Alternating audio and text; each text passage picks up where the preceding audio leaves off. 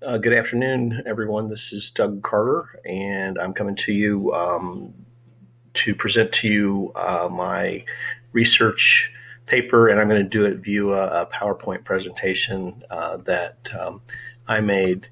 The topic of my research has been the life of Barton Warren Stone. Barton W. Stone is most well known for his connection to the Cane Ridge Revival, which was held in August of 1801, the largest of all the frontier revivals. Over 20, perhaps as many as 30,000 people may have attended the revival, which is pretty amazing because at that time the largest city in the area, Lexington, Kentucky, was a town of a little bit over 1,700 people.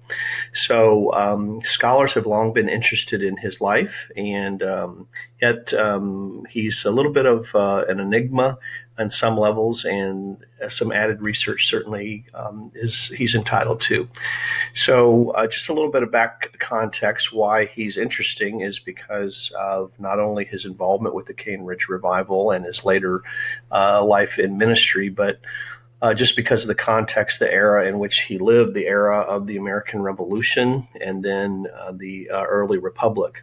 So Stone is very representative of what Wake Forest University president Nathan Hatch once referred to the most American of all the denominations. So he's interesting figure not only because of his role amongst Presbyterians and later disciples of Christ, his role with revival, but also because of his important being an important figure of the era. So Stone, of course, very famously, August 1801, helps to organize a week or so after he got married, the Cane Ridge Revival, which, if you're not certain where that area is, it's actually in Bourbon County, Kentucky. And yes, that's well known for bourbon, the bourbon industry back in the day.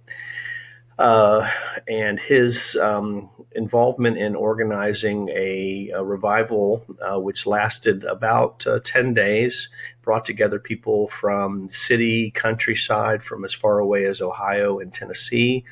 There were free blacks, slaves, others that were there, a lot of various denominational people that came together. And even PBS has presented a series that you may have watched an episode early on that describes sort of the effect of the revival across Kentucky. Now, of course, this led Stone later to leave the Presbyterian fold in favor of what he called gospel liberty. And through a series of convulsions and revolutions, he ultimately began to preach kind of a unique, simple New Testament Christianity that had a roaring success in Kentucky, Tennessee, Ohio. And by the time 1832 rolls around and discussions begin amongst people that are connected to Alexander Campbell, who is very famously calling for the same end, the unity of all Christians based upon the Bible alone. Very famously, Stone's followers and Campbell's followers unite and form what is known as the Disciples of Christ. So this history, the Disciples of Christ, probably like most other American denominations, we could say is very complex, and it's also complicated. When I wrote this slide, I thought, man, that would probably describe just about every Presbyterian, Methodist, Baptist group that you could think of.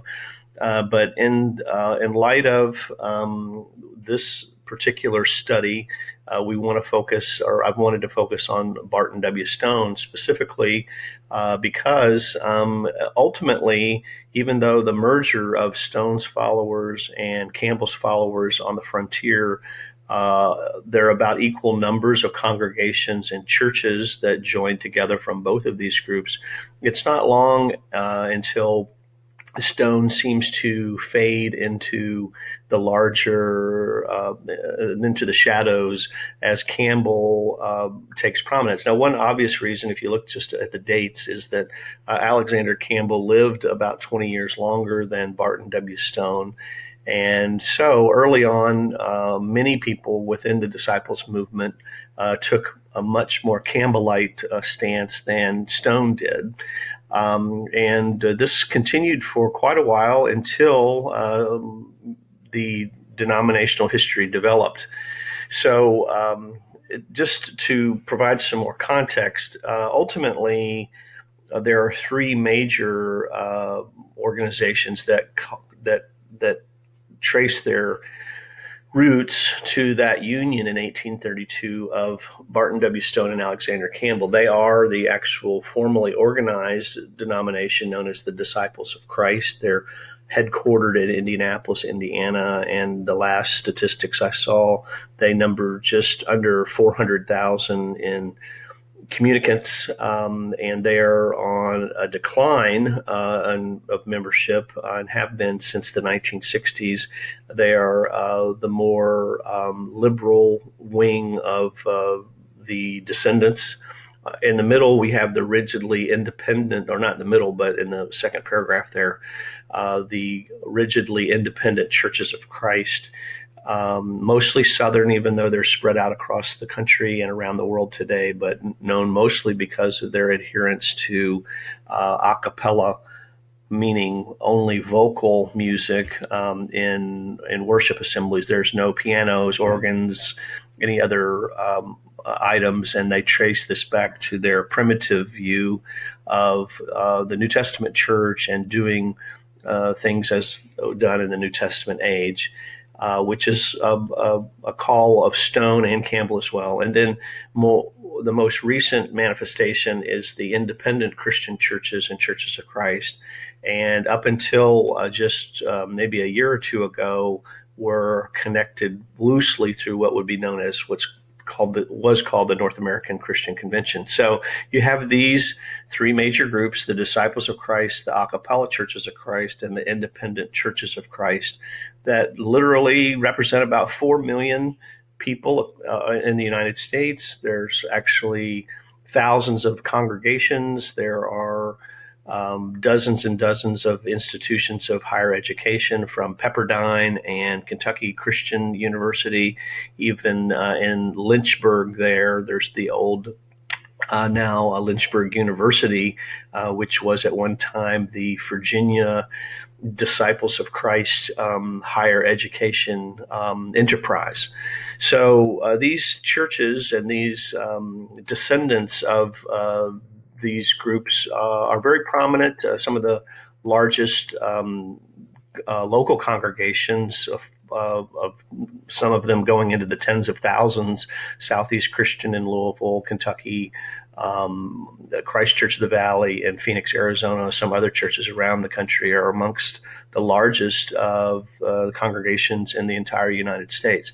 Not notwithstanding, it's interesting to kind of know the background and history then of Stone and what his role in this particular American denomination are. So there's two major works. The first that I'd like to just show a picture of, this is one of the many manifestations of the autobiography of Barton W. Stone. And if I have time in my life, I would love to do a higher level of study delving into Stone's own words and the words of his contemporaries. This was published back in 1846, and I believe has been published in several different formats over the years. It's an interesting read and study because it's his recollections of his life from just before he passed away in 1844, but it's also a great read, just not on a denominational term, just to understand the context in which he was living at the time, the American Revolution, the Battle of Gulliford Courthouse, other things that were going on that helped shaped his life and framed his the culture, his views all around him. I don't have a copy of The Christian Messenger, which was Stone's religious journal, but that certainly is another treasure trove of information about Barton Stone. And of course, there's other contemporary writings of his. But very quickly, I just want to go over the major events of his life. He was born into the American Revolution. His widowed mother, moved the family from Maryland to the frontier of Virginia, the Dan River. But he mentions, his older brothers going off to war. He mentions hearing the cannon sounds at Gulliford Courthouse. He mentions even in his old age, someone mentioning the word Tory kind of got his blood boiling.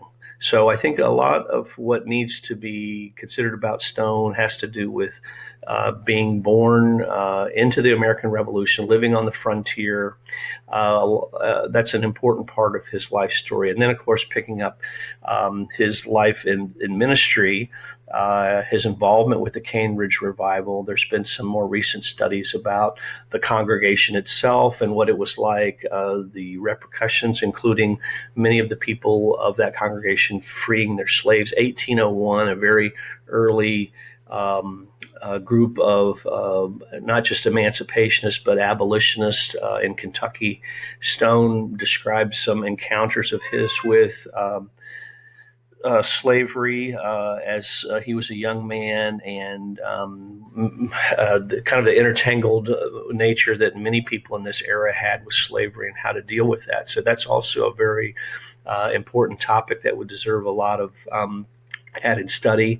Of course, the last will and the testament, his separation from the Presbyterians. Even the Presbyterians, recent Presbyterian scholars have looked into his leaving from the Presbyterian point of view, and then obviously the union with Alexander Campbell. That was 1832. Stone lives another 12 years, but one of the important things is he leaves and goes to Illinois. One reason is he wants to rid himself from the entanglements of his slave owning families and other people that are around him. So another important figure just on those rights alone. So as time went on, I just want to go ahead and maybe go up to this, that Rogers was publishing his memoirs. It's not until the 1830s that Stone is really kind of looked at again, but done so under the frontier thesis and not very critically looked at. And even into the 1940s up through the 1980s, these more recent stories, initially denominational histories that didn't really focus on Stone so much, later more interpretive histories, as people sort of picked and chose which Barton Stone that they wanted to idealize or to emphasize, maybe even to carry on with their current views and thoughts. And so I'd like to just finish up with just noting that the interest in Stone came with the bicentennial remembrance of the Cane Ridge Revival. And there were a couple of works that were published at that time, Cane Ridge in Context, which ended up being published by the Disciples of Christ, but features information from all separate wings of the descendants of Stone. And I think it's kind of interesting that eventually Stone receives a top billing. And one of the essays in here, one of the scholars kind of very tongue-in-cheek says, the stone that was rejected. And it wasn't later until this very important, I think, volume, the Stone Campbell Movement, the encyclopedia, that is a work that is just filled with all sorts of topics. I think there's over 750 different topics that are listed in the Stone Campbell Encyclopedia here. But very interesting to note that it says the Stone Campbell Movement. So at least in some scholars' minds, Stone, it was important for him to be moved back to preceding Campbell in the disciples movement and that rightful place. But let me just finish by saying, what of Barton W. Stone then? As historians, people try to present in context and in culture figures And I think that there's a great opportunity for study to be done with Barton W. Stone. He lives a parallel life, time-wise, with Andrew Jackson. And I think for the denominational scholars, they've long sort of told his stories completely in theological and denominational terms, and have not necessarily seen the larger context of what was going on not only in American history but in American religious history. So Barton W. Stone continues to be a very compelling, important figure in the study of Americans' Christian heritage, and I hope that maybe this presentation has been helpful, and that I get a good grade. All the best.